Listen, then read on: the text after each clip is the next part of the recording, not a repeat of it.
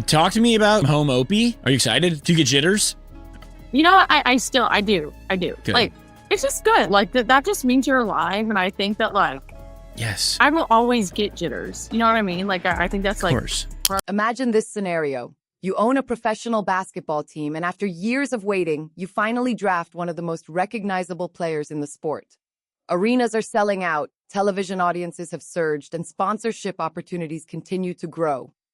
Then, only months after an intensely physical playoff run that sparked widespread debate among fans and analysts, you hire a coach from an opposing organization to lead your team. That decision immediately fueled strong reactions across the basketball community. The conversation intensified even further when Sophie Cunningham shared her perspective on a podcast, echoing concerns that many fans had already been discussing. Today, we're breaking down the full story and examining why the decision generated so much attention. To understand the reaction, it's important to look at what Caitlin Clark has meant to the league. The Indiana Fever selected Clark with the first overall pick in the 2024 WNBA draft, bringing in one of the most accomplished players in college basketball history. During her career at the University of Iowa, she rewrote the record books, finishing as the NCAA Division I all-time leading scorer across both the men's and women's games. Her remarkable shooting range, playmaking ability, and exciting style transformed the way many fans viewed women's basketball and helped usher in a new era of attention for the sport. Long-range three-pointers from well behind the arc left fans in disbelief, while dazzling no-look assists froze defenders in place. Watching her play felt more like witnessing Steph Curry than a traditional point guard because of her incredible confidence, speed, and fearless style. That excitement followed her everywhere she played. Her college games shattered every previous television ratings record, with more viewers tuning in for her final game at Iowa than the men's national championship that same season. The women's championship game then reached an average audience of 9 million viewers, something the sport had never experienced before.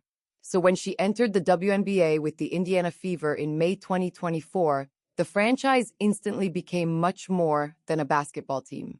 They quickly turned into the biggest attraction in women's professional sports. Just 1 year earlier, tickets had sold for only $15 or $20. But now fans were paying hundreds to get inside. Visiting teams even moved games to larger arenas to handle the overwhelming demand. After spending more than 2 decades asking for better travel conditions, WNBA players finally received full-time charter flights, and countless athletes admitted that one player's arrival made it happen. But this is also where the story took a much darker direction, because not everyone across the league welcomed the sudden spotlight. From her very first preseason appearance, it became obvious that Caitlin Clark would not be embraced by everyone. Veteran players had a phrase for the treatment she received. They called it paying your dues. Night after night, fans watched that message play out on the court. Only a few weeks into her rookie season, Chicago Sky guard Chennedy Carter delivered a hard shoulder check that knocked Clark to the floor after the play had already been stopped. The whistle had blown, yet the contact still sent her stumbling through the air. The officials initially ruled it a common foul before later upgrading it to a flagrant foul following massive public backlash and viral replay footage. Even so, many believed the statement had already been made. If you're enjoying this video, make sure to hit the like button and subscribe to the channel.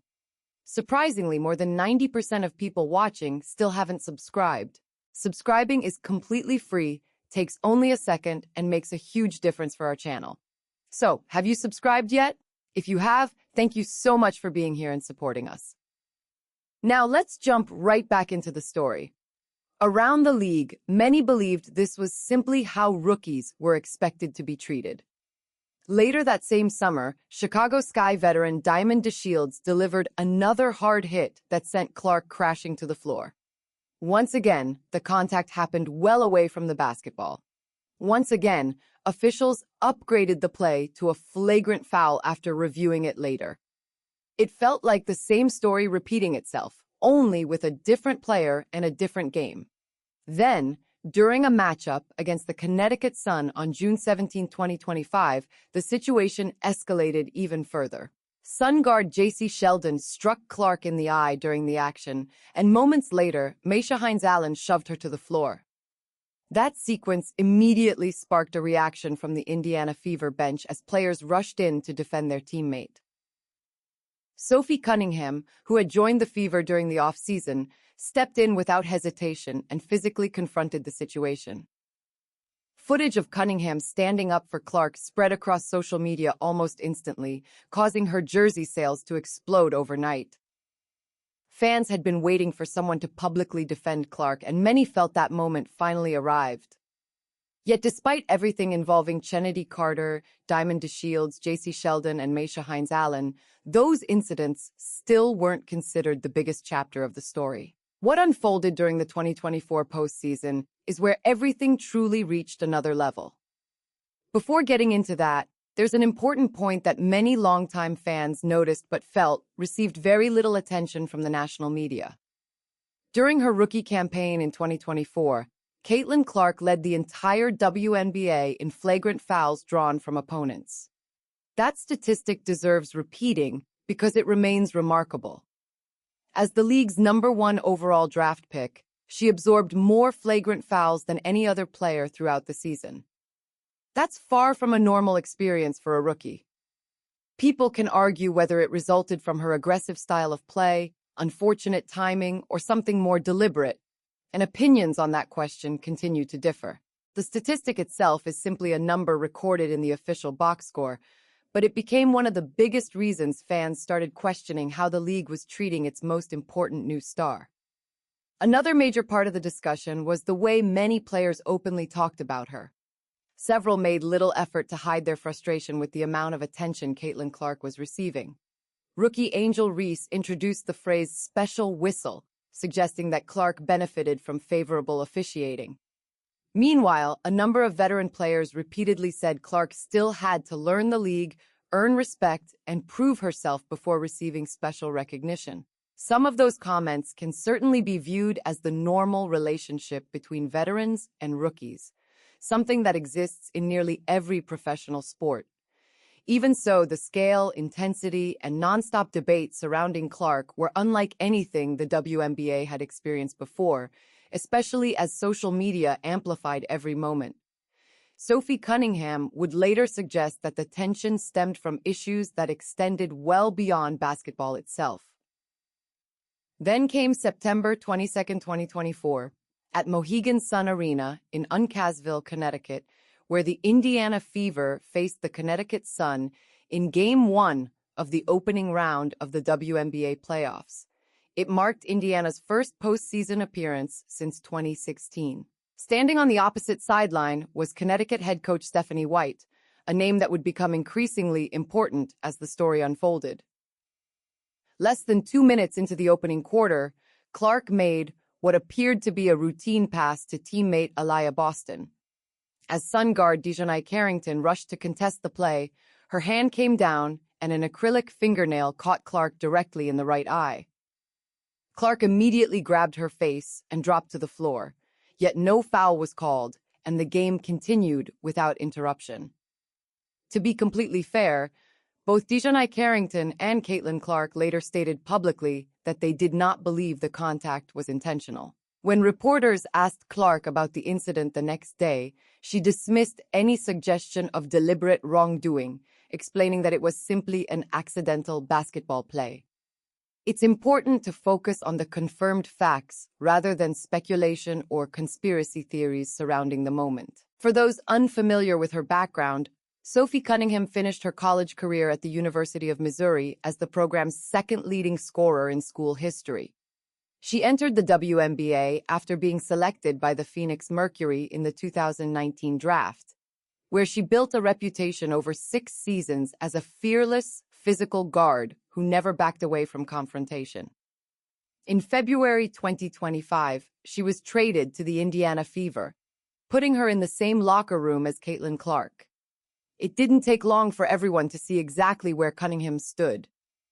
During the June 17th incident involving the eye poke and shove, she was the player who immediately stepped in to defend Clark. After that game, reports indicated that her jersey sales surged as fans embraced her willingness to protect her teammate. Many supporters even started calling her Clark's Enforcer, a nickname she seemed to wear proudly. Then, in July 2025, Cunningham launched her podcast Show Me Something alongside Summer House star West Wilson. Right from the first episode, she made it clear she wasn't interested in holding back. When asked about people who insisted Caitlin Clark wasn't the face of the WNBA, Cunningham delivered a passionate response. She acknowledged that the league is filled with talented and respected stars, making it clear she wasn't trying to diminish anyone else's accomplishments. But she also argued that denying Clark's impact on the league simply made no sense. In her view, anyone claiming the WNBA would be in the same position without Clark was ignoring the obvious. Even after softening some of her language for broadcast, the emotion behind her message remained unmistakable.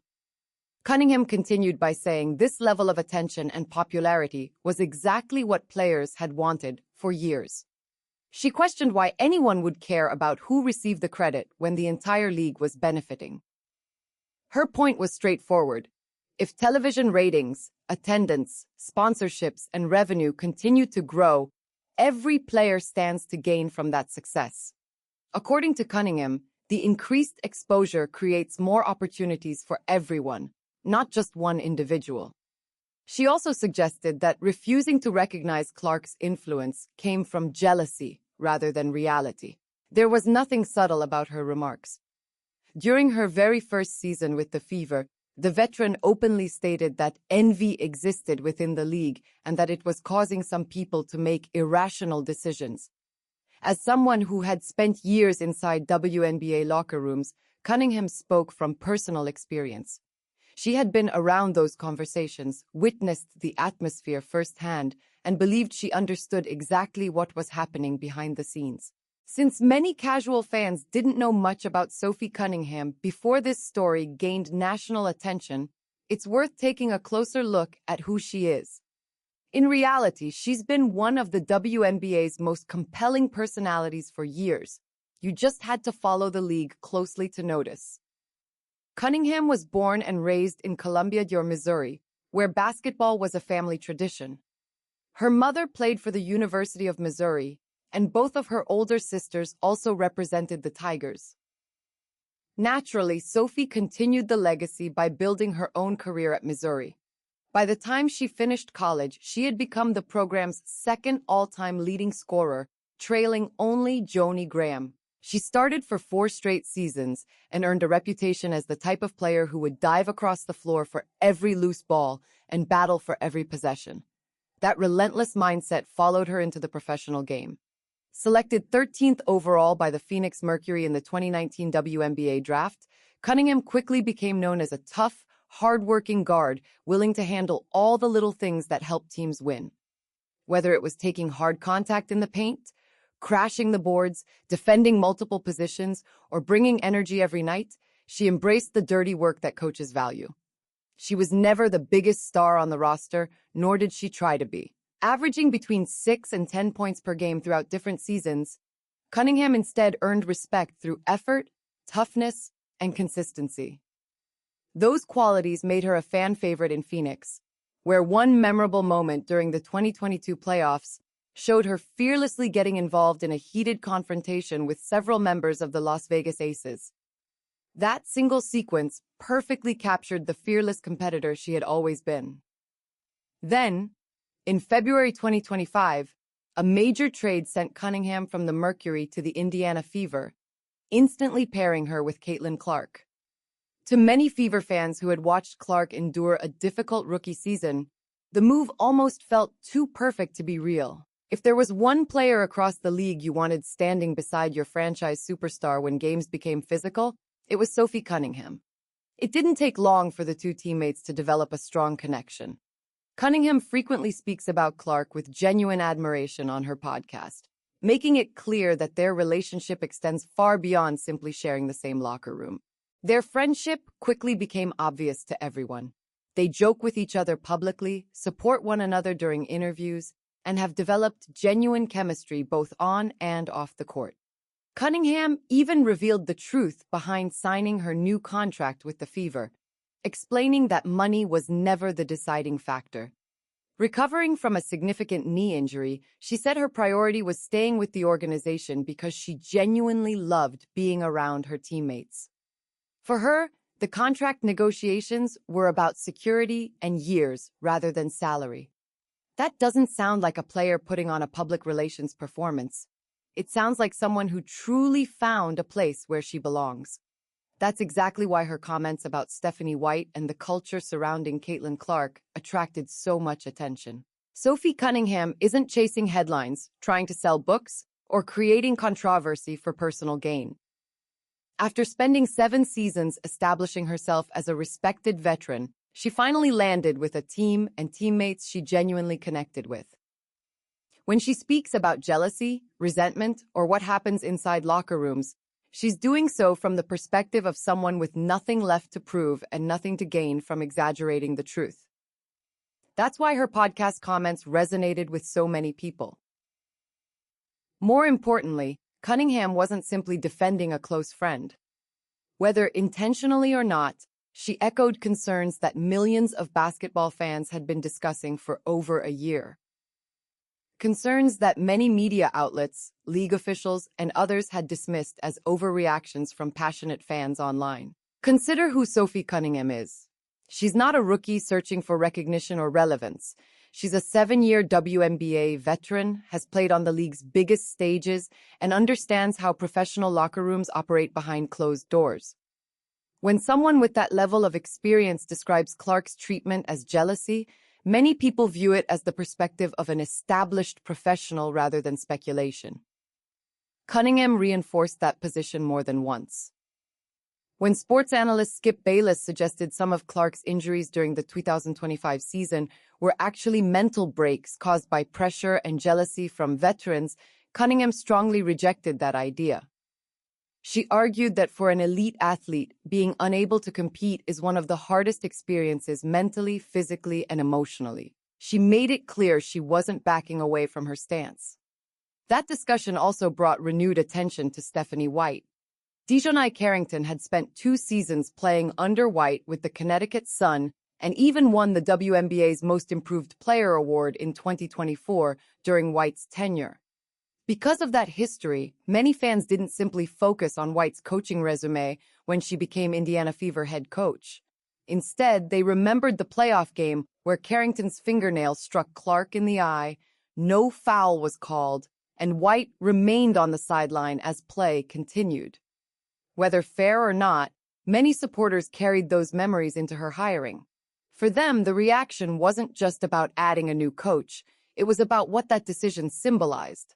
Fan response became one of the biggest stories itself. Many believed the league had taken one of the WNBA's toughest defensive coaches, whose team had repeatedly played physical basketball against Clark, and placed her in charge of coaching the league's biggest star. After the hiring was announced on November 1, 2024, the Indiana Fever's social media pages were flooded with negative reactions. Some fans described the move as betrayal, while others called it sabotage. Reports surfaced that season ticket holders were considering cancellations, calls for boycotts spread online. Sports radio in Indianapolis was dominated by the topic, and national sports shows debated the decision for days. To be fair, not every criticism was entirely reasonable. Some reactions came from people who primarily followed Caitlin Clark rather than the WNBA as a whole. From a basketball standpoint, Indiana had logical reasons for making the hire. Although the Fever developed one of the league's most efficient offenses during the second half of the 2024 season, their defense remained among the weakest playoff teams. Championship contenders need strong defensive systems, and Stephanie White had built a reputation as one of the league's top defensive coaches. Still, fans rarely judged decisions using statistics alone. They remembered watching Clark absorb hard contact, take repeated hits, and play through physical games while feeling that little was done to protect her. From an emotional perspective, many supporters struggled to accept the hire, even if basketball logic supported it. Then another report added fuel to the debate. According to the Chicago Sun-Times, Indiana had already begun exploring Stephanie White as its next head coach before officially dismissing Christie sides. Whether or not that violated league rules remained open to interpretation, but many fans viewed the timing as awkward and predetermined. To them, it appeared the organization had already decided on its next coach before the previous one had even left the building.